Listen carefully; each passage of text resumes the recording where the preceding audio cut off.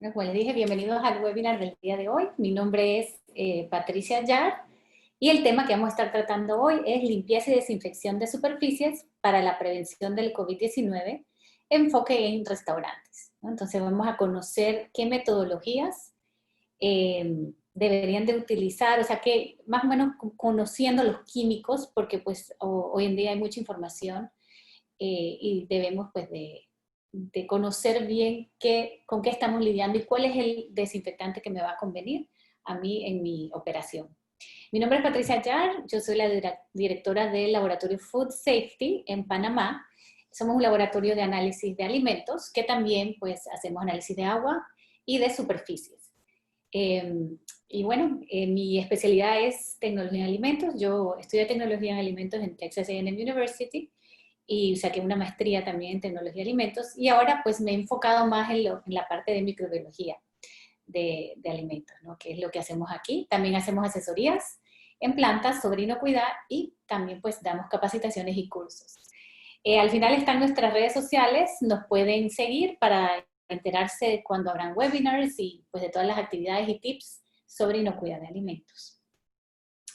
Entonces, bueno, espero que me escuchen bien y puedan ver la presentación. Cualquier cosa me pueden escribir por el chat. Para este webinar yo voy a dejar un espacio al final para contestar todas las preguntas, así que en la barrita de Zoom pueden ver que hay un área que dice preguntas y respuestas o Q&A. Ahí pueden ir escribiendo las preguntas y yo al final del webinar, cuando termine el material, entonces voy a ir contestando una por una. El chat lo tendré abierto, pero no prometo que lo estaré viendo, pues bueno, voy a estar en el curso, pero como les digo, las preguntas se contestarán al final en la sección de Q&A. Y bueno, bienvenidos, veo bastantes nombres bienvenidos. Hola Luis, un gusto tenerte por aquí. Saludos a Andrés y Edwin. Así que bueno, arrancamos y como les digo, las preguntas las estaré contestando al final. Entonces, vamos a primero arrancar desde la base, que es los conceptos importantes, ¿no? Entonces, limpieza y desinfección siempre van de la manito. Entonces, limpieza significa la eliminación de suciedad de una superficie. Y sanitización o desinfección es una etapa que tiene por objeto reducir a niveles aceptables los microorganismos, células vegetativas o esporas presentes en las superficies. Desinfección elimina los microorganismos de la superficie, ¿no? Ambos pasos son muy importantes, no podemos tener el uno sin el otro. Si yo utilizo un desinfectante y lo aplico sobre una superficie que está sucia con materia orgánica, ese desinfectante no va a poder actuar sobre esa superficie, porque la materia orgánica muchas veces no va a permitir que la acción desinfectante actúe sobre los microorganismos que están en la superficie.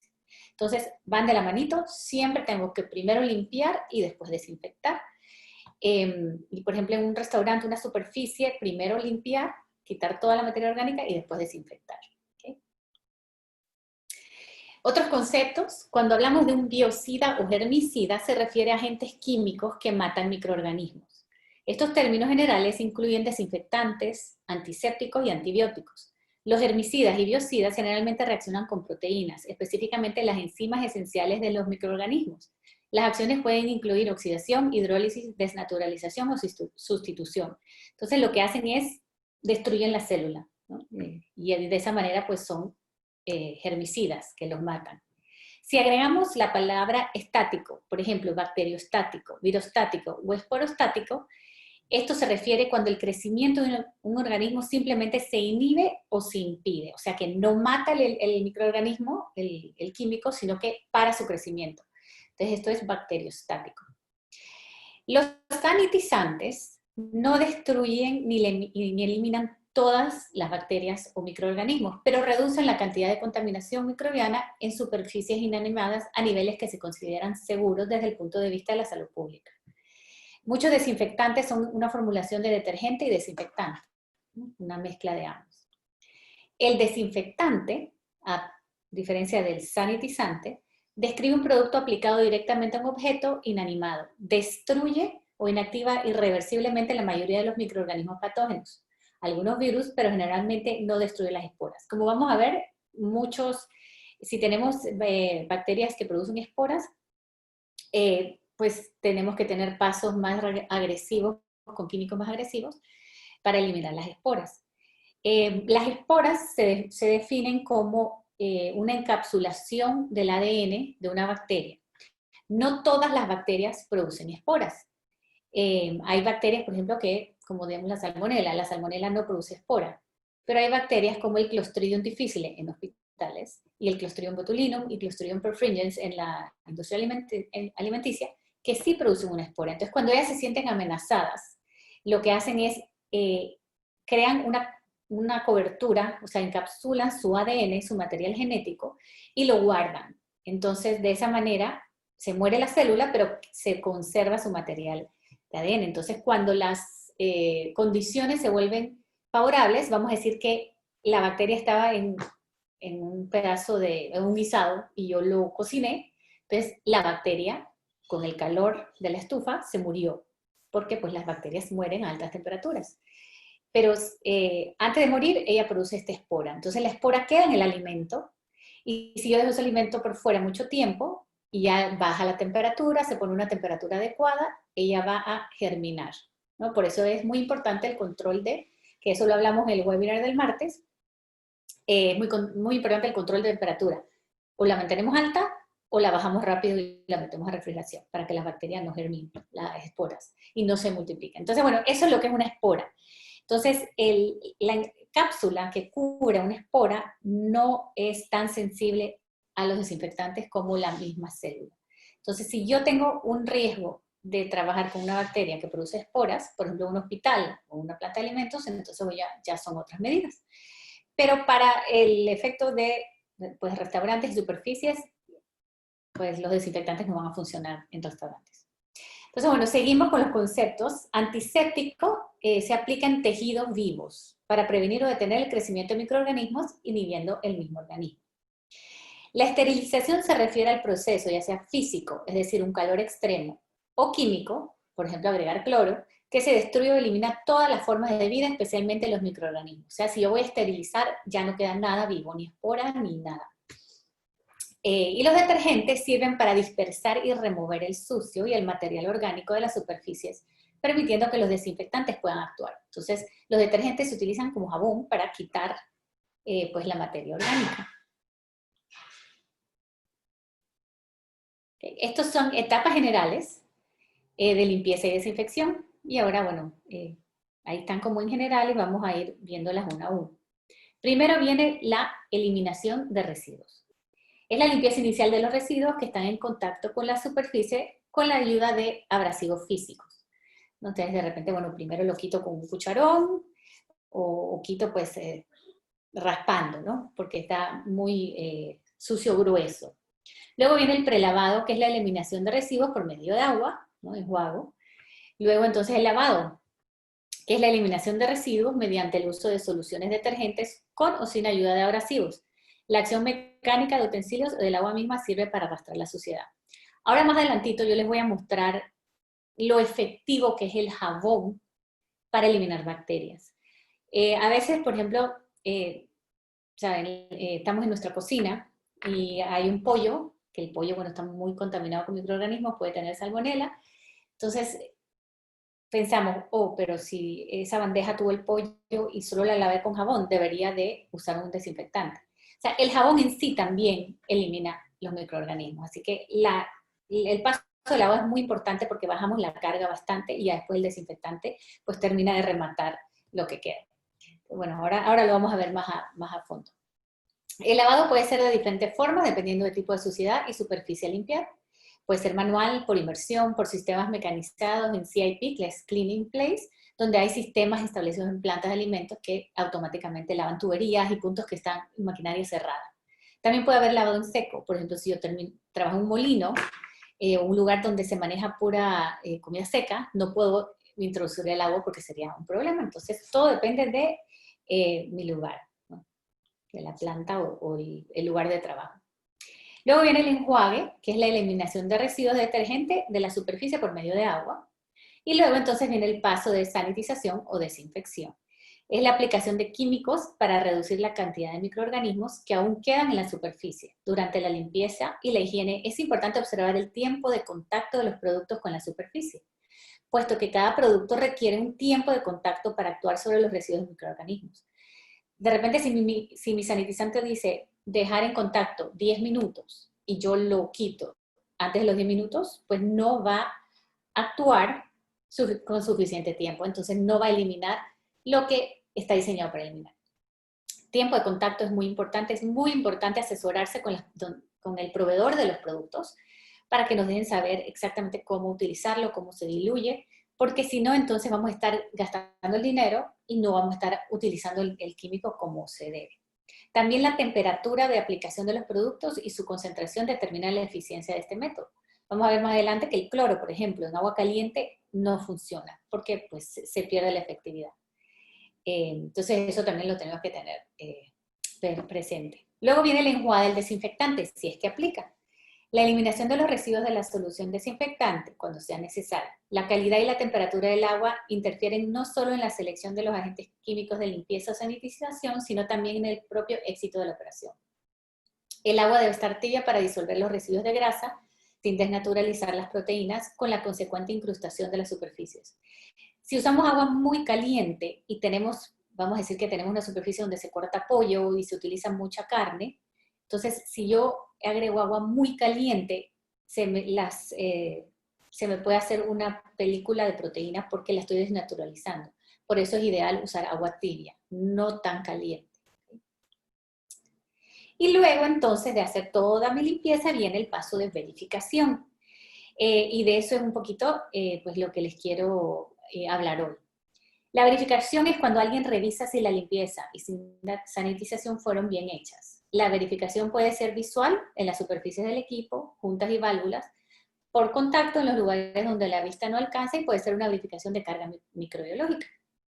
En el laboratorio de Food Safety nosotros apoyamos a la industria alimenticia con verificaciones de limpieza, haciendo hisopados o con esponjas en superficies en contacto con los alimentos. Y bueno, hay dos tipos de verificación. Puede ser verificación de limpieza, donde justo después de una limpieza se hace el hisopado para ver la carga microbiológica. Y también se hacen hisopados durante la producción, y esto te puede dar un indicador de monitoreo ambiental. Si tu planta tiene residuos o tiene contaminación durante la producción. Entonces, uno es monitoreo ambiental de la planta, que se hace durante el proceso, y la verificación de limpieza que se hace justo después de haber limpiado y desinfectado. Puede realizarse la verificación de los procedimientos y operaciones determinando la concentración de las soluciones de limpieza, agentes desinfectantes, temperatura de las soluciones, tiempo de contacto y presión de la línea. O sea, entonces este tipo de verificación, y no es solo una, sino que es una combinación de todas estas verificaciones para asegurar que lo estamos haciendo bien. La definición de verificación en sí es asegurar que estás haciendo lo que dijiste que iba a hacer y que lo estás haciendo correctamente, siguiendo todos los pasos. Cuando se establece un protocolo de limpieza en una planta o en un establecimiento de servicio de alimentos, nosotros tenemos que tener por escrito, por ley, las buenas prácticas de manufactura y los POEs, tienen que estar por escrito cómo vamos a limpiar las superficies. Entonces la verificación es, bueno, yo dije que iba a hacer ABC. Entonces la verificación es asegurar que estás haciendo ABC a la temperatura y concentración que estableciste. Y luego entonces el monitoreo microbiológico es para asegurar que ese ABC está siendo efectivo y que lo estás haciendo bien. Entonces son maneras de siempre estar cuestionando, porque en lo que es alimento no nos podemos confiar, siempre tenemos que cuestionar si sigue siendo efectivo lo que estamos haciendo. Es importante que tanto los procedimientos como las verificaciones de la limpieza y la sanitización se registren en formularios que indiquen la fecha, lugar del que se limpió, los productos y las concentraciones empleadas, el método de limpieza, la persona responsable, el resultado de la verificación y la medida correctiva o la observación realizada si fue necesario repetirla durante esta etapa. O sea que todo tiene que quedar por escrito cuando se hacen las limpiezas en los establecimientos de alimentos, porque pues está en juego la salud de las personas. seguimos hablando de validación de limpieza y verificaciones.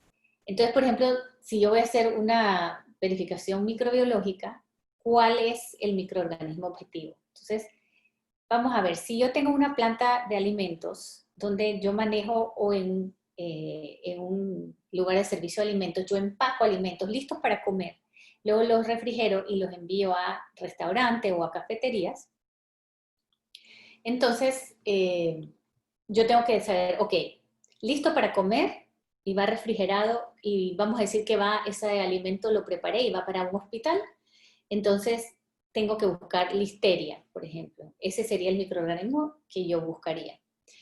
Eh, si es un alimento seco, como por ejemplo maní o harina, entonces ahí sería salmonela. O sea, tengo que conocer mi producto para saber qué microorganismo debo de buscar. En un área de producción, por ejemplo, un restaurante, en el área de cocina, yo puedo buscar solamente recuento total de bacterias, porque ya sabiendo la carga microbiana que hay ahí, entonces yo sé si estoy limpiando bien o no. En plantas de alimentos se utilizan pruebas para organismos indicadores. Entonces, ahora vamos a conocer cuáles son los tipos de organismos indicadores. Se pueden hacer hisopados de superficies y determinar, por ejemplo, presencia de ATP. La presencia de ATP es un indicador de materia orgánica, no necesariamente de bacterias. Entonces, si yo tengo una lectura de ATP alta, puede ser que hay proteínas y bacterias. O sea, es residuos orgánicos, no específicamente bacteria. Puede ser que quedó proteína en la superficie y no necesariamente hay bacterias ahí. Es una prueba rápida que está lista en segundos, entonces esa puede ser una opción. Luego tengo los microorganismos indicadores, donde yo puedo escoger, depende de mi tipo de operación, cuál es el que me va a dar la información que necesito. Y ahorita los vamos a conocer. Debemos de asegurarse de no tomar muestras en superficies húmedas, o sea, después de una limpieza, ya que pueden todavía tener residuos de desinfectante.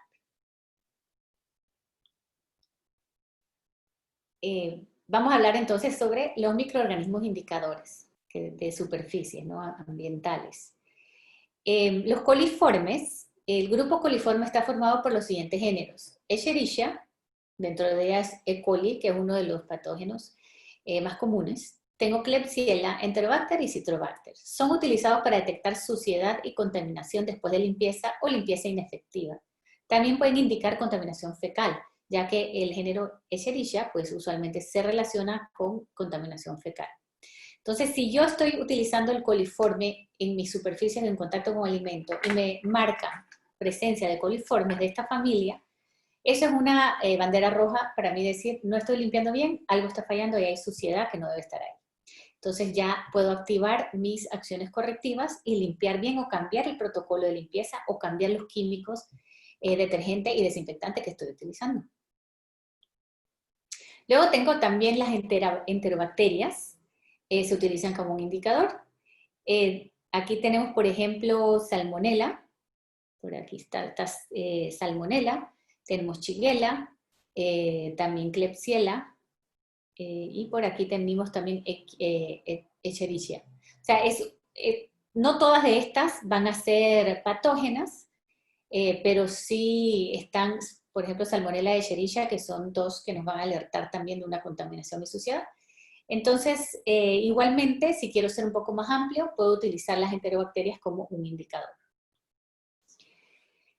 Luego también tengo el recuento de placas aerobias, que ese sí es todas las bacterias, o sea, toda la carga bacteriana que pueda haber ahí, buenas, malas, sucias, fecal, no fecal, todo. El recuento de placas aerobias se utiliza a menudo debido a su bajo costo y resultados rápidos, están en 24 horas. Pero hay muchas limitaciones. Por ejemplo, un recuento de placas aerobias no indicaría listeria, levadura, moho o campylobacter. Puede servir más que nada para validar limpieza y desinfección. Si yo tengo una carga de, vamos a decir, 10.000 unidades formadoras de colonia por mililitro, por decir así, o por hisopado, y yo vengo teniendo resultados de 1.000 o de 500 y me sube a 10.000 después de una limpieza, ahí también es una banderita que me dice, algo no pasó bien, está sucia esta superficie. Entonces me da como un indicador visual de que la limpieza no está siendo efectiva. También puedo buscar patógenos, por ejemplo, si yo tengo un restaurante donde se prepara sushi, que es un alimento que se sirve crudo, yo definitivamente buscaría en mi programa de monitoreo ambiental listeria. Porque pues la listeria, primero que nada, le encanta el salmón. Pongo el ejemplo de sushi, pues porque es un restaurante donde se sirven alimentos listos para comer, pero que no reciben cocción después de preparado. Entonces, por ejemplo, un restaurante de listeria, de sushi, yo buscaría listeria. Si tengo listeria especie, entonces ya tengo que tener una banderita roja de que no estoy limpiando bien, cambiar mi tabla de picar, cuchillo, o sea, de dónde viene la contaminación. La listeria especie es todas las listerias. Solo hay una de las listerias que es patógena, o sea, que causa daño a la salud. Y esta es la listeria monocitógenes. Pero las listerias andan siempre juntitas. Entonces yo busco listeria especie, que son 5. Entonces, si una de esas especies está, eso significa que por ahí cerquita anda la monocitógenes. Entonces tengo que tomar acciones tal y cual como si hubiera encontrado la monocitógenes, porque hay estudios que indican que cuando se encuentra una listeria, pues está cerquita la otra. Así como las mujeres que vamos al baño, siempre acompañadas, bueno, más o menos así son las listerias. También puedo buscar salmonela en superficies o Staphylococcus aureus. La salmonela está también en todo lo que es cárnico, así que si yo tengo un restaurante donde se prepara, o sea, en sushi, por ejemplo, buscaría listeria salmonella, y en las manos de los colaboradores que preparan el alimento buscaría Staphylococcus aureus. Cuando hago un monitoreo de manos, eso es para verificar la limpieza de manos de los manipuladores de alimentos. Bueno, los virus, siguiendo en la validación de limpieza, los virus y bacterias son microorganismos muy diferentes, pero son sensibles a los mismos compuestos químicos, por suerte. Por ejemplo, yo si hago un recuento total de aerobios, una plaquita, tomo mi hisopo, lo pongo en el platito y lo dejo crecer en la incubadora, no van a crecer viruses. Los viruses no se cultivan igual que las bacterias. Es mucho más barato cultivar bacterias, la bioseguridad que se necesita para procesar el análisis de bacterias en superficie es mucho más sencillo y menos peligroso y mucho más económico. Entonces, la ventaja es que, por ejemplo, los mismos desinfectantes que van a matar las bacterias van a matar a los virus. Entonces, podemos validar la limpieza teniendo un indicador de bacterias. Al desarrollar un programa de validación, puedo mostrar en auditorías e inspecciones que el plan de limpieza es efectivo con mi monitoreo ambiental. Puedo buscar microorganismos indicadores, no necesariamente el microorganismo que estoy buscando, por ejemplo, SARS-CoV-2. Entonces, esto les quería mencionar. A mí me han pedido pruebas de SARS-CoV-2, del virus que causa el COVID-19, en superficies para ver si están libres de COVID. Esto aplicaría para salas de hospital y lugares donde han habido pacientes. No necesariamente para un restaurante y no necesariamente para un lugar de servicio o planta de alimentos. Porque el hecho de no encontrar el SARS-CoV-2 en una superficie no me garantiza que estoy limpiando bien. Porque puede ser que nadie tosió ahí que tenía SARS-CoV-2, que tenía COVID-19, entonces simplemente no está ahí el virus. Entonces, de nada me sirve buscarlo si, o sea, lo puedo buscar, pero el hecho de no encontrarlo no me garantiza que estoy limpiando bien. En cambio, si utilizo los indicadores que se usan para verificar la limpieza, ahí sí yo puedo definir si estoy limpiando bien, si está siendo efectivo mi protocolo de limpieza, porque al final yo no voy a poder depender de tener una prueba microbiológica cada vez que limpie. Esto es un programa, esto está dentro de mi programa de limpieza, donde lo hago una vez a la semana, depende de mi riesgo, de mi producto, cada 15 días, una vez al mes, todo depende de la operación. Entonces, lo que estoy haciendo es que si yo sigo mi protocolo que está por escrito, paso 1, 2, 3, y si lo sigo con las concentraciones, la temperatura y las instrucciones que ya están por escrito, y lo sigo siempre de la misma manera, entonces, con ese resultado de microbiología, yo puedo decir, sí, mi programa, mi protocolo de limpieza sigue siendo efectivo, los químicos que estoy utilizando, desinfectantes, están siendo efectivos, ¿no? Entonces, eso es lo que tenemos que tener claro. Por eso es más efectivo medir y verificar con un indicador más económico también, que pues buscar el virus, porque no es un hospital donde hay presencia constante. O sea, puede ser que un colaborador lo tuvo, pero no tosió en ese momento, no tosió en esa superficie, y entonces puede ser que no está siendo efectivo para bajar la carga microbiana el desinfectante que estoy utilizando, pero como me salió negativo para SARS-CoV-2, estoy bien, ¿no? Entonces, pues tener bien claro el objetivo que tenemos al hacer estas verificaciones de limpieza. Y en eso quiero pues ver bien y conocer un poco a nuestro enemigo. Esta es la estructura del virus de SARS-CoV-2.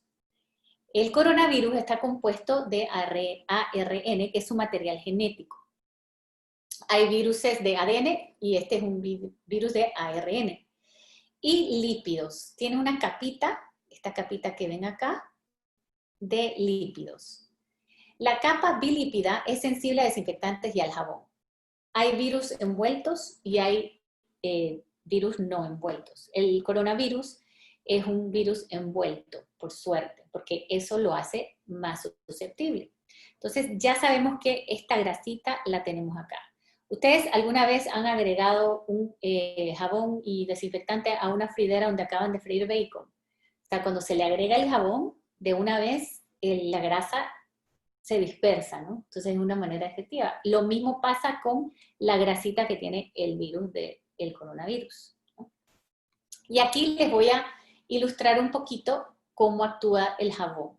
Y bueno, igualmente así como el jabón actúa, también los desinfectantes, pero esto lo quiero que quede bien clarito y por qué se insiste tanto en el lavado de manos. En la industria alimenticia les llevábamos la ventaja a todo el mundo porque ya de por sí usábamos cubreboca y ya de por sí nos lavábamos las manos, o por lo menos ese es el mandato, ¿no? Nos teníamos que lavar las manos constantemente. Me tocaba la nariz, a lavarse las manos. Recogía algo del piso, a lavarse las manos. Me tocaba el pelo, a lavarse las manos. Y eso es la cultura de la industria de alimentos. Entonces por eso les digo que ya servicios de alimentación, restaurantes, plantas de alimentos, pues ya teníamos esa delantera, ¿no? Entonces, una de las maneras de protegernos contra el COVID-19 es usar cubrebocas, distanciamiento social y lavado constante de manos, no tocarse la cara. Y aquí vamos a ver por qué es tan importante ese lavado de manos. Cuando te lavas las manos con agua y jabón, rodeas los microorganismos de tu piel, o el virus, con moléculas de jabón. Y esto, igualito que funciona con el virus, funciona igualito con las bacterias.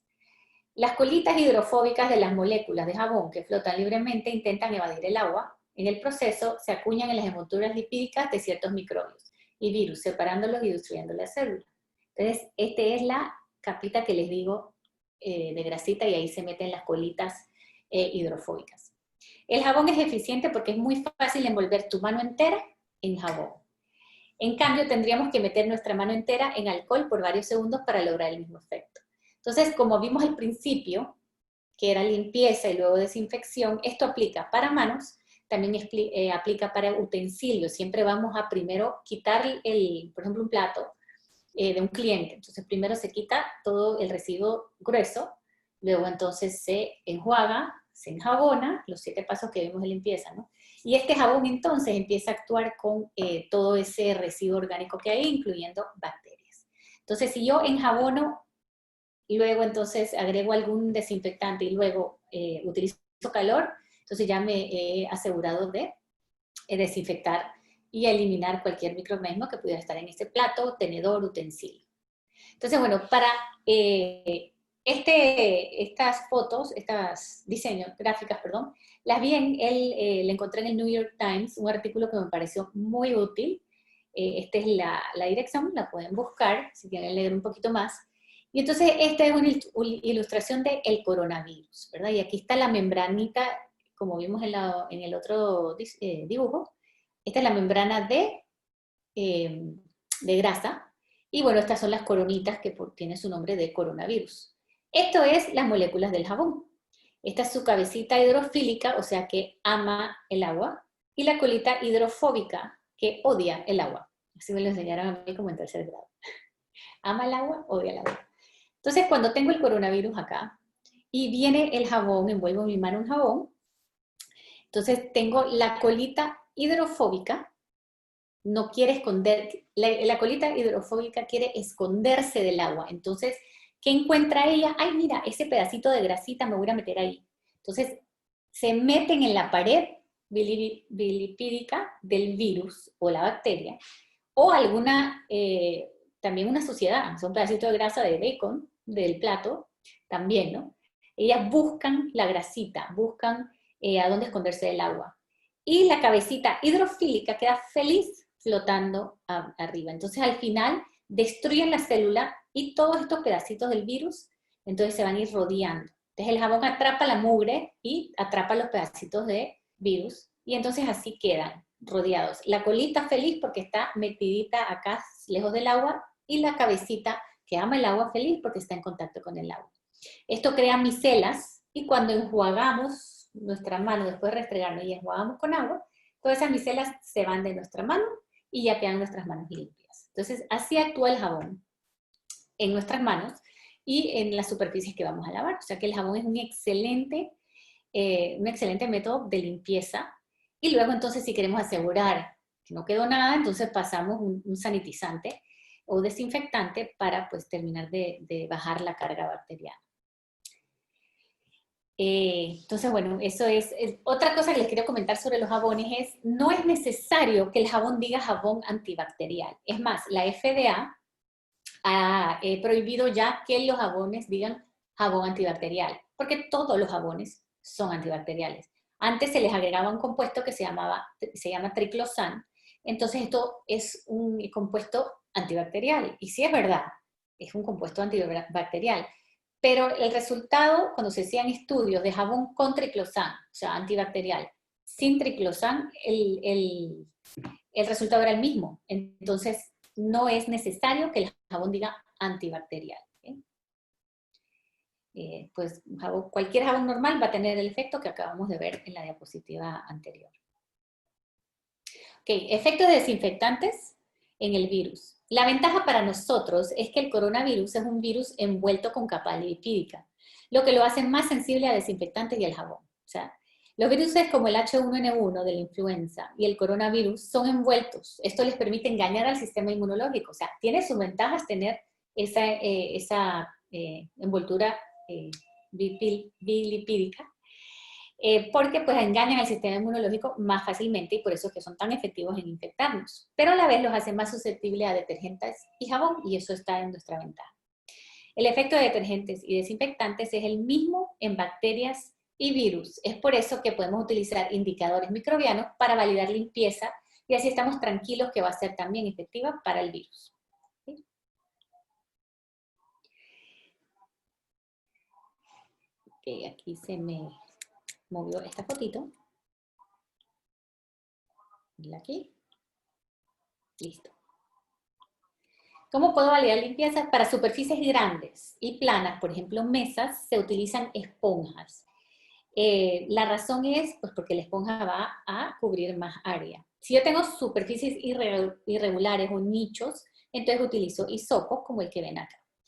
Si estoy cuantificando bacterias, se usa una plantilla. ¿Cuándo voy a utilizar, a cuantificar? Por ejemplo, si estoy buscando recuento total de aerobios, si estoy buscando coliformes o enterobacterias, indicadores de ese tipo, o muy levadura también, entonces voy a cuantificar. Quiero saber cuántas tengo por área. Entonces ahí sí tengo que usar una plantilla estéril. Creo que tengo una foto más adelante. No. Ok, se las debo. Una plantilla estéril es una plantilla que viene dentro de una bolsita y tiene que ser estéril, porque si uso una plantilla sucia, entonces la carga microbiana que me va a aparecer en la mesa puede ser que era de la plantilla, no de la mesa. Entonces tengo que asegurarme que yo no voy a, cuando tomo la muestra, no estoy contaminando el área, sino que lo que recojo es lo que estaba ahí. Entonces, bueno, si voy a cuantificar, tengo que usar una plantilla, porque si yo voy a hacer un muestreo en enero, luego otro en marzo, en abril, mayo, yo quiero saber cómo está y poder compararme. Entonces, si yo utilizo un hisopo y utilizo un área de 20 por 20 en enero y 10 por 10 en febrero, ahí me bajó la carga, claro, porque era una área más pequeña. Entonces, la idea de usar la plantilla es que siempre se mide en la misma área, y entonces puedo comparar resultados y tener un historial. Si estoy buscando un patógeno, no es necesario utilizar la plantilla, porque usualmente los resultados de patógenos como Salmonella y Listeria especies, interpretan como ausencia o presencia. Para patógenos no me interesa cuántos hay, además que son un poco difíciles para que crezcan. Entonces lo que necesito es, si hay uno, ya con eso tengo que tomar acciones agresivas porque tengo la presencia del patógeno. Entonces se busca ausencia o limpieza. Entonces en ese caso no es necesario una plantilla, puedo hacer un área más amplia porque lo que quiero es encontrar el patógeno.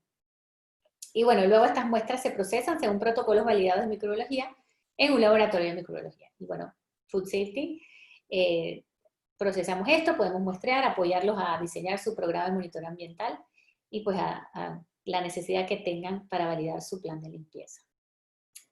Bueno, ¿por qué implementar un programa de monitoreo ambiental e higiene? El objetivo de un monitoreo ambiental es poder ser proactivos en detectar fallas en los programas de limpieza para poder tomar medidas correctivas. Si yo no estoy limpiando bien, yo puedo tener un brote con un patógeno, yo puedo reducir la vida útil de mis alimentos y puedo tener cambios de sabor. Entonces, lo ideal es asegurarme que está funcionando bien mi programa de limpieza antes que yo llegue a tener un problema. También podemos estar gastando recursos y el protocolo implementado no está siendo efectivo. Entonces puedo estar invirtiendo este montón de dinero en los desinfectantes y pues no está funcionando bien. Si no revisamos, no sabremos cómo estamos y podemos caer en una contaminación cruzada por una superficie sucia. Bueno. ¿Qué factores afectan la eficacia de la desinfección? La limpieza, ¿qué tan sucia está la superficie? ¿No? La limpieza previa, la carga orgánica sobre el mismo, tipo y nivel de contaminación microbiana, la concentración y tiempo de contacto del desinfectante, la temperatura y también el pH del desinfectante. ¿No? Todos estos son factores que tenemos que tener en mente. ¿Qué debemos de conocer? Y aquí ya vamos entrando en materia de, ok, ¿qué desinfectante debo de utilizar yo para mi establecimiento de alimentación? Bueno, ¿qué debo de conocer antes de aplicar un desinfectante? Primero tengo que contar con una ficha técnica y ahí va a estar el nombre comercial, características generales del producto, especificaciones generales, modo de aplicación, cuál es la dosificación, cuáles son los beneficios, si es adecuada para el uso en plantas de alimento o en establecimientos en contacto con alimento, porque hay químicos que simplemente están bien para oficina, pero no son aplicables dentro de una cocina o un área donde van a haber personas comiendo. También la hoja de seguridad, usualmente están conformadas de 12 secciones y proporcionan información completa de la composición, riesgos, características, físico-química, seguridad, primeros auxilios, entre otros, ¿no? Entonces, estas son cosas básicas que tenemos que tener en cuenta y conocer cuando vamos a escoger un desinfectante. Hablando un poquito de seguridad, bueno, esto es así para cultura general. El rombo de seguridad es un símbolo utilizado internacionalmente para indicar el nivel de riesgo que una sustancia o compuesto químico puede representar para la seguridad y la salud humana.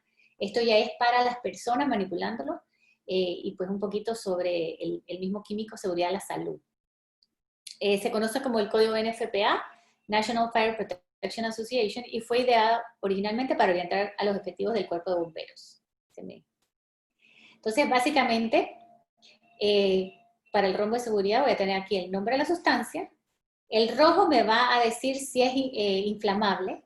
Por ejemplo, si es un 1, si es un 0, perdón, no se inflama. O sea, entre más bajo el número, más seguro es. 1, pues se inflama arriba de 93, o sea, bastante caliente. 2, debajo de 93, 3, debajo de 37 y 4, debajo de 25. ¡Wow! Luego, amarillo, reactividad. Estable en 0. Si tiene 1 es inestable en caso de calentamiento, 2 inestable en caso de cambio químico violento, 3 puede explotar en caso de choque o calentamiento, 4 puede explotar súbitamente. ¿Okay?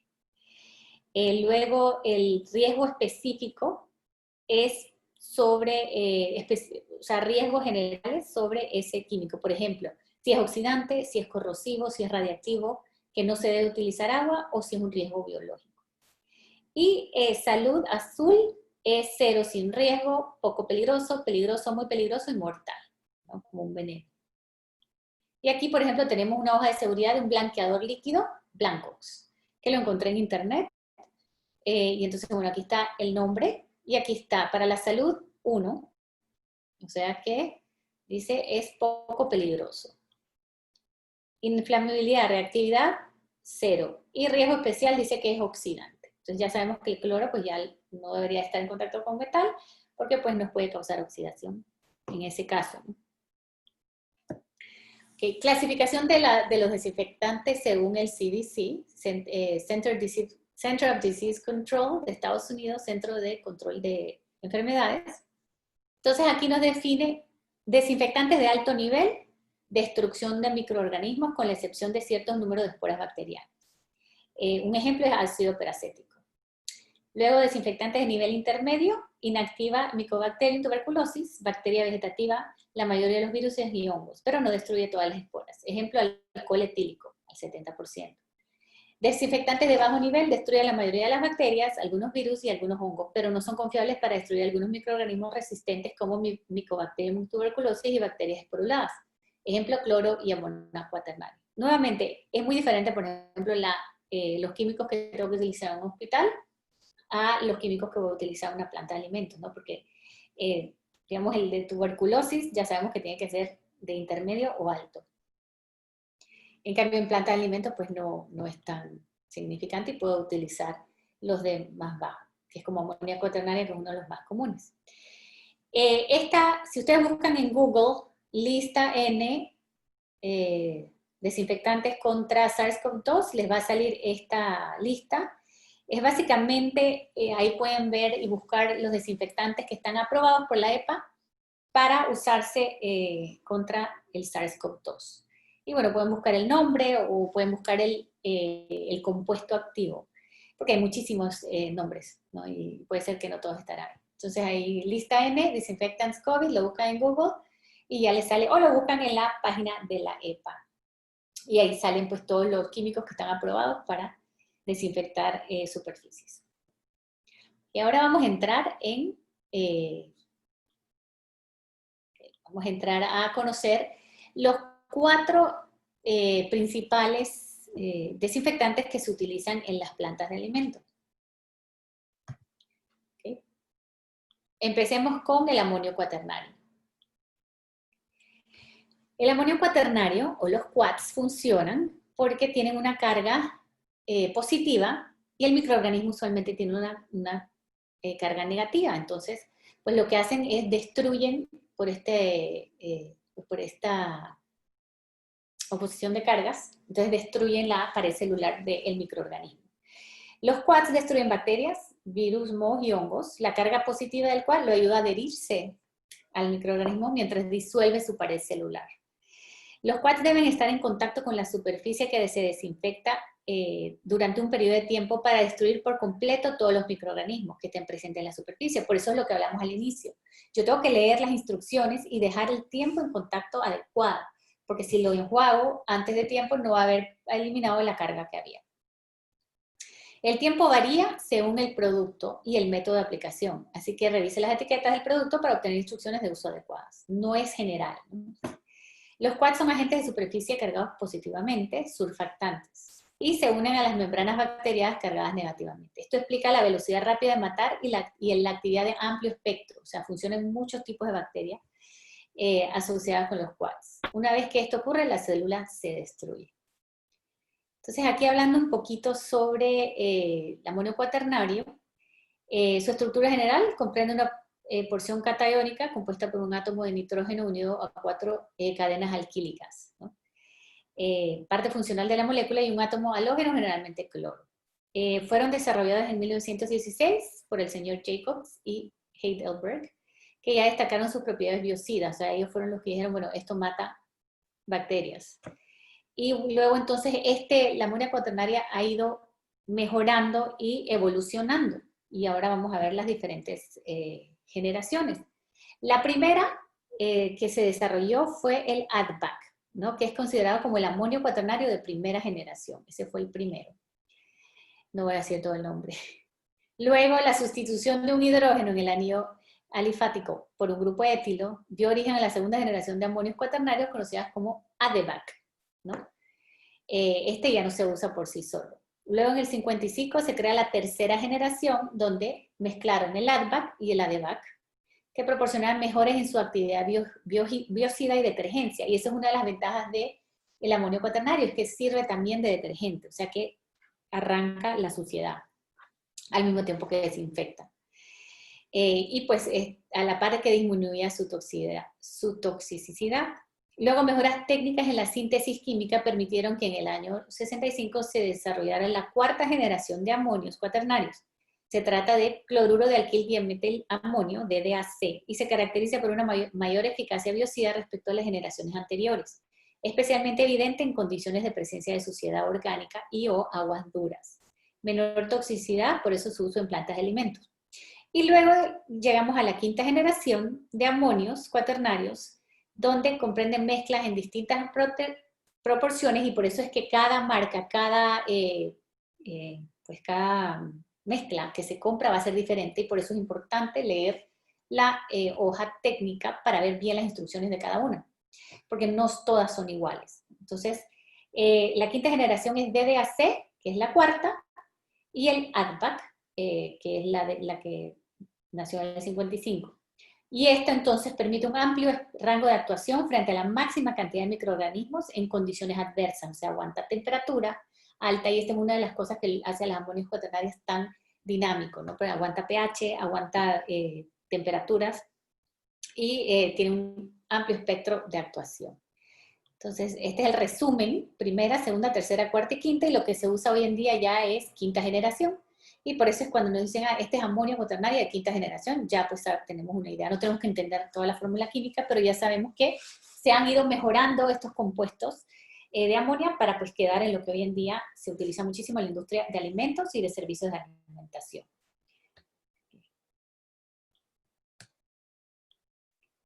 Inconvenientes a utilizar amonio cuaternario son incompatibilidad con tensioactivos aniónicos que dificultan su formulación conjunta con algunos detergentes, o sea que no puede ser, si lo tengo que saber bien, y por eso es importante asesorarse cuando se va a comprar un químico para ver, ok, estoy utilizando este detergente y voy a usar un quad, ¿son compatibles o no? También baja efectividad frente a microorganismos formadores de esporas, siendo considerados compuestos esporostáticos. O sea, esporostáticos es que no permiten que la espora germine, pero no la elimina. La pared de los esporulados, cuando está en forma vegetativa, es poco permeable a los compuestos cuaternarios, lo que dificulta su mecanismo de acción. También dificultad de aplicación en procesos que utilicen bombas y sistemas de recirculación, más que nada en la industria de alimentos, por su tendencia a formar espuma, ¿no? Entonces, en algunas máquinas no va a funcionar bien. También su permanencia en superficies dificulta su aclarado o enjuagado respecto a otros desinfectantes. El amonio cuaternaria permanece en la superficie. Eso es bueno, porque si yo lo pongo, o sea, y lo dejo toda la noche, por ejemplo, va a estar actuando y va a seguir actuando, ¿no? Entonces eso es algo bueno. Pero si yo estoy en una superficie que va a estar en contacto con alimentos, entonces no tan bueno. Tengo que tener mucho cuidado con eso porque lo tengo que enjuagar. La normativa vigente obliga a aclarar o enjuagar las superficies que vayan a entrar en contacto directo con alimentos para garantizar que no quedan restos de productos químicos desinfectantes que puedan contaminar el alimento. Ojo, nuevamente les digo, esto va a depender de la formulación del amonio cuaternario. Hay algunas fichas que dicen que no es necesaria el aclarado o el enjuagado, y otras que sí. Por eso es muy importante asegurarse que para uso en plantas de alimentos o servicios de alimentación como restaurantes, esa formulación es la adecuada y se puede dejar sin enjuagar, o si no, entonces enjuagar. Se ha estudiado la posibilidad de causar resistencia en los microorganismos, aunque es poco común, pero su uso incorrecto, o sea, no lavar antes y agregar el amonio cuaternario encima de materia orgánica, pues puede causar que no se mueran todos los microorganismos y vayan adquiriendo una resistencia. Entonces, un uso incorrecto o un trabajo a concentraciones subletales puede provocar la aparición de microorganismos tolerantes que obliguen a aumentar la dosis y o combinar distintos tipos de biocidas. Por ejemplo, en el laboratorio siempre es saludable, nosotros hacemos rotación de químicos para evitar eso. Entonces, por ejemplo, usamos una semana uno, otra semana otro, y vamos rotando para asegurar pues, que no vamos a tener microorganismos que se hagan resistentes. El ácido peracético es el favorito en la industria de alimentos, es el que la EPA ha descrito como el más adecuado, es bastante letal y es bastante seguro para el uso en superficies contacto con alimento. Su uso está muy generalizado para la desinfección de superficies y circuitos en las industrias alimentarias debido a que sus subproductos son inofensivos, ácido acético, oxígeno y agua, minimizando así el riesgo para el medio ambiente y la salud humana. Ácido acético es vinagre. La Agencia de Protección Ambiental de los Estados Unidos describe el ácido peracético como un antimicrobiano ideal debido a su alto potencial oxidante sobre la membrana externa de las bacterias, esporas, hongos, virus y levaduras. O sea, tiene un rango de acción un poco más efectivo que el de amonio cuaternario. Su mecanismo de oxidación consiste en la transferencia de electrones de la forma oxidada del ácido a los microorganismos, provocando así su inactivación o incluso su muerte. Y se trata de un desinfectante de superficies de alto nivel, presenta eficacia biocida frente a bacterias, hongos, levaduras, endosporas y virus a concentraciones inferiores de 100 partes por millón en 5 minutos, incluso menos. Puede ser utilizado sobre un amplio rango de temperatura y no se ve afectado ni por la dureza del agua ni por residuos de proteína. Entonces, la tendencia últimamente es que en industria de alimentos, servicios de alimentación, se está utilizando el ácido peracético. Luego, los agentes clorados, sus principales características, pues depende de la concentración del compuesto, de menor a mayor concentración son activas contra bacterias, hongos, virus, micobacterias y algunas esporas bacterianas, o sea que depende de la concentración. El blanqueador casero es hipoclorito de sodio, o sea el Clorox que compramos en el supermercado, y viene en diferentes concentraciones, por ejemplo 5.25%, o 52.500 partes por millón es lo que usualmente vamos a encontrar, y puede ser la base para obtener diluciones con diferentes concentraciones. El cloro y los compuestos clorados se usan en desinfección de superficies en la lavandería para tratamiento de agua y de algunos desechos. A 1000 partes por millón tiene un efecto contra hongos, protozoos, micobacterias y endosporas bacterianas, y a 100 partes por millón destruye virus y formas vegetativas de bacterias. Entonces también depende de qué quiero lograr, se usa la concentración de cloro. Ojo, el cloro es bien irritante y pues puede afectar garganta y pulmones en altas concentraciones, entonces hay que tener cuidado. La efectividad y el bajo costo y la facilidad de fabricación hacen en los hipocloritos los desinfectantes más utilizados. Lo puedo comprar en el supermercado sencillo y hago mi dilución, ¿no? El hipoclorito de sodio es el compuesto más común y es un desinfectante ideal ya que es un oxidante fuerte. Los hipocloritos causan una amplia mortalidad microbiana al dañar la membrana externa, lo que probablemente produzca una pérdida del control de la permeabilidad y eventual lisis o muerte de la célula. Además, estos compuestos inhiben las enzimas celulares y destruyen el ADN. Sin embargo, las esporas son resistentes a los hipocloritos, ya que la capa de espora no es susceptible a la oxidación, excepto a muy altas concentraciones, junto con largos tiempos de contacto a temperaturas elevadas. Si yo quiero destruir ADN, entonces el cloro es lo que yo necesito. Por eso en CSI, en esas películas donde la gente quiere esconder el cuerpo y eso, entonces limpian con cloro. Bueno, ya saben por qué.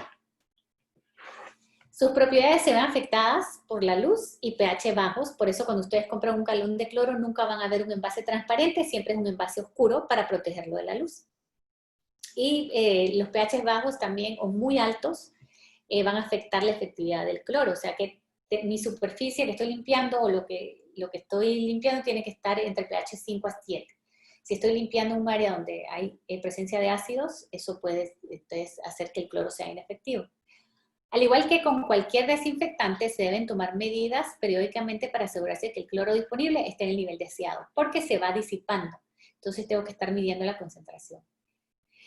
Para aplicaciones sin enjuague, la concentración máxima permitida de cloro es 200 partes por millón, donde yo lo pongo en la superficie y dejo que se disipe, no tengo que enjuagar.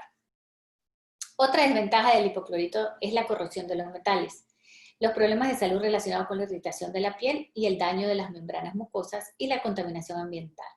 Esto último es preocupante ya que el cloro puede combinarse con sustancias orgánicas para formar compuestos clorados tóxicos como trialometanos y dioxinas. El uso del hipoclorito puede restringirse aún más en el futuro. No es muy popular en plantas de alimentos, por ejemplo, en cocinas y en áreas de preparación de alimentos, pues todavía se utiliza y pues es viable, siempre controlando la concentración para asegurar que no hayan residuos en áreas de contacto con alimentos. Y esta es una pequeña guía donde si compramos el cloro comercial, ¿no?, que está a 5.25%, y se prepara, por ejemplo, en un galón de agua, agrego una cucharadita Entonces mi concentración es 65 ppm. Una cucharada, que es lo que se recomienda entre una cucharada o una onza para que la concentración sea 200 a 400 para uso en casa o uso en desinfección con áreas en contacto con alimentos. Y bueno, depende, ya si quiero, por ejemplo, si agrego una taza a un galón de agua, entonces una mucho más fuerte, pues depende de lo que estoy desinfectando. ¿Okay? Y la carga bacteriana que estoy esperando. Para hablar un poquito del dióxido de cloro, el dióxido de cloro es diseñado para diluirse en agua, no para agregarlo en superficie ni a las personas. Y bueno, el dióxido de cloro es un desinfectante. Cuando se agrega al agua potable ayuda a destruir bacterias, virus y algunos tipos de parásitos que pueden enfermar a las personas como Cryptosporidium, Parvum y Giardia lamblia. La EPA regula la concentración máxima de dióxido de cloro en el agua potable para que no supere las 0.8 partes por millón. Usos del dióxido de cloro: se utiliza en la producción de alimentos, para agente microbiano en el agua, utilizada en el procesamiento de aves de corral, o sea, cuando la carcasa del pollo se pasa por un baño de agua para eliminar la carga bacteriana. También para lavar frutas y verduras es muy efectivo. En el procesamiento del papel, por ejemplo, el dióxido de cloro se utiliza para procesar químicamente la pulpa de madera para la fabricación de papel. Y aplicaciones médicas en hospitales y otros entornos sanitarios, el gas de dióxido de cloro ayuda a esterilizar equipos, superficies, salas de operación y herramientas médicas, ¿no? Y de laboratorio. Los investigadores han descubierto que en concentraciones adecuadas el dióxido de cloro es seguro y eficaz para ayudar a eliminar la bacteria Legionella en entornos hospitalarios. La bacteria Legionella pneumófila puede causar la enfermedad del legionario, un tipo de neumonía potencialmente mortal. Y bueno, esos son los usos que se le deben de dar al dióxido de cloro.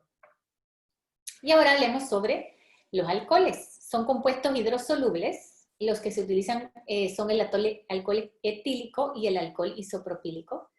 La concentración óptima bactericida de este rango del 60 al 90% por volumen. Y ese es el contenido de los gel alcoholados, que ahorita pues son muy populares. Se tiene como desventaja que los alcoholes son inflamables y deben ser almacenados en áreas frías y bien ventiladas. ¿Cuáles son sus usos? Para su uso es importante tener presente su falta de actividad contra esporas y su incapacidad para penetrar materiales ricos en proteínas. O sea, si hay mucha suciedad, o sea, si yo tengo las manos sucias y me pongo gel alcoholado, entonces no va a tener el efecto antimicrobial que quiero. El alcohol se utiliza en la desinfección de termómetros para limpieza de tapones de caucho de frasco de medicamentos, desinfección de superficies externas de equipos, áreas de preparación de medicamentos e instrumentos y ultrasonido.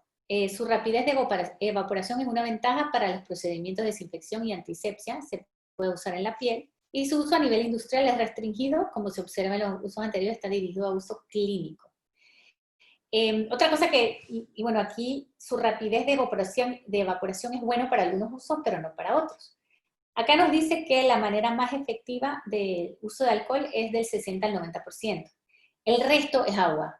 Entonces, si yo tengo un alcohol al 100%, lo agrego en una superficie o en mis manos, eso se va a evaporar así.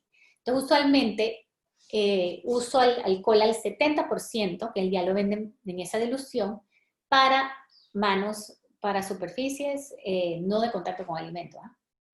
Porque el 30% que tiene de agua va a hacer que esa evaporación sea más lenta, entonces el tiempo de contacto con la superficie o con mis manos va a ser más larga. Entre más alta la concentración de alcohol, más rápido se evapora, menos tiempo va a poder actuar para matar los microbios que están en la superficie. Entonces, por eso es que un alcohol del 70% es lo que queremos para desinfección, porque ese 30% de agua le permite permanecer en contacto con la superficie por un tiempo más largo. También, si yo utilizo una concentración muy alta de alcohol, al entrar en contacto con las bacterias, va a desnaturalizar las proteínas y va a causar como un film, como una biopelícula de esto y no va a poder penetrar abajo, porque como que fue tan agresivo que quedaron así las proteínas y no va a poder permear abajo. Entonces, lo ideal es alcohol al 70%. Y bueno, la gel alcoholados puede ser del 60 o 70% es adecuado. Y bueno, tener en cuenta de no mezclar estos productos como cloro y vinagre, cloro y amonia, cloro y alcohol en gel, y vinagre y peróxido de hidrógeno, porque entonces podemos crear gases tóxicos para nosotros y tener un problema de salud. Entonces, siempre que voy a utilizar, tengo que utilizar o uno o otro, y debo de leer bien, nuevamente la importancia de leer la hoja técnica del producto y seguir las instrucciones, de asesorarme con el proveedor con qué no se debe mezclar, y esa es una importante pregunta que hacer, porque yo por desinfectar todavía más puedo entonces quedar en un problema de salud, ¿no? Entonces, tener cuidado de no mezclar químicos, porque pues no sabemos el resultado, así que tener cuidado y mantener esta grafiquita en mente.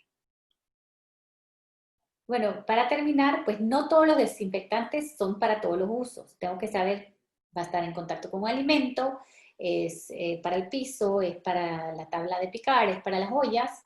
Entonces, o sea, y así pues leer la ficha técnica para asegurarme que estoy utilizándolo de la manera adecuada. Es muy importante revisar si el químico es aprobado para contacto con alimentos y revisar la residualidad. La residualidad puede ser positiva en algunos casos porque va a quedar actuando por más tiempo, pero también eso me va a obligar a que tengo que enjuagar, entonces tengo que ver qué es lo que necesito y qué es lo que quiero. Siempre el paso más importante es primero arrancar con limpieza, porque si tengo materia orgánica y agrego un desinfectante, estoy gastando mi dinero, no va a ser efectivo, ¿verdad? Si una superficie limpia, no podrá actuar el desinfectante. Usemos la concentración adecuada que dicen las instrucciones, asesorémonos bien para usarlo correctamente con la temperatura adecuada y asegurarnos que el pH sea el adecuado. No es necesario un químico muy concentrado para eliminar la mayoría de los microorganismos. Al revés, a veces si utilizamos mucha concentración, lo que estamos haciendo es ¿cómo es? Desnaturalizando las proteínas y entonces formando una capa que va a ser más complicada sacarla después. Entonces, no necesariamente más es mejor. Hay que utilizar el desinfectante como lo dicen las instrucciones. Y debemos validar y verificar nuestro protocolo de limpieza para asegurar que estamos haciéndolo correctamente y que está siendo efectivo en bajar mi carga bacteriana, ¿no? Y bueno, pues siempre tenemos que estar cuestionándonos. Esta es la bibliografía de lo que de los artículos que utilicé para hacer esta presentación. Y bueno, aquí están nuestras redes y el correo de Jesús. Jesús es nuestro asesor de ventas. Si tienen alguna pregunta o tienen alguna necesidad, con gusto los asesoramos para que encuentren pues el programa de verificación, validación de limpieza que se ajuste a lo que necesitan. Y pues síganos en las redes para pues que se mantengan al día de tips sobre inocuidad y sobre seguridad de alimentos y pues los cursos y eventos que vamos a tener. Así que bueno, visiten nuestra página web que también ahí está toda la información. Voy a pasar entonces a las preguntas y Juan nos pregunta, si voy al súper, ¿puedo desinfectar los alimentos, frutas, verduras, entre otros similares con alcohol?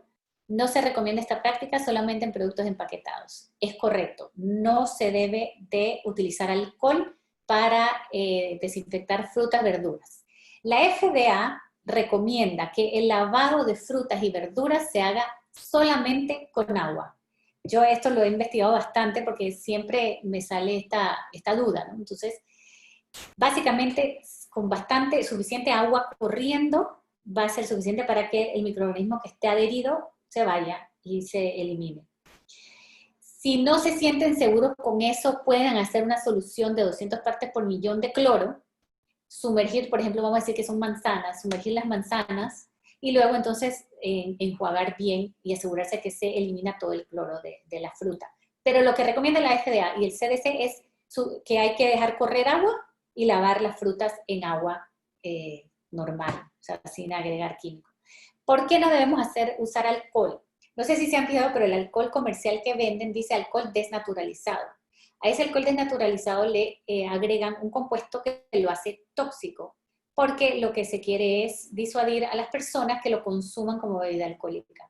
Entonces, ese químico que se le utiliza para desnaturalizarlo, para que sea alcohol desnaturalizado, entonces ya eso puede quedar residuo en mi fruta y al yo comérmela, entonces me puede causar un daño. Así que, no sé si escucharon un caso que hubo de gel alcoholado, y es que estaba prohibido y que lo estaban recogiendo y que no usaran ese lote.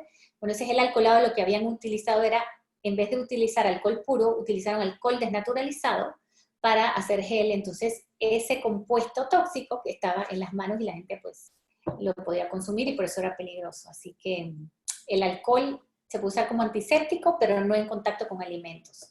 No se recomienda. Espero que eso haya contestado a tu pregunta. Dice que excelente respuesta, que bueno. ¿Alguien más tiene preguntas?